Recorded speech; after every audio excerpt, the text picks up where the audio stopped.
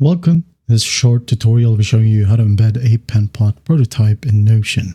All right, so first up, open up Penpot. Now double click on your file. Let's say this one is your prototype, okay? Make sure that you already have set up your prototype. Now once that's done, just click on the play button right here at the top or the view mode. Wait for it to load. And once it loads, make sure to select the correct page, okay, or prototype.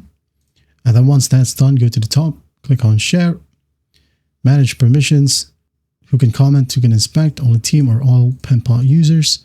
Okay, then once done, click on Copy Link right here or Generate Link.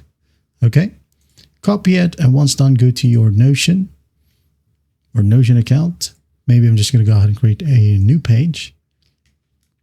All right, and then once that's done, go ahead and use the command /embed, like so. And you can go ahead and embed any sites from here, but not everything will work. Okay, so just Control V to paste under embed link. Click on embed link, like so. Just wait for it to load, and there you have it. So when someone clicks on this link, okay, they'll be able to see the same exact prototype. Okay, they'll be able to select the pages as well and can comment. All right, and there you have it.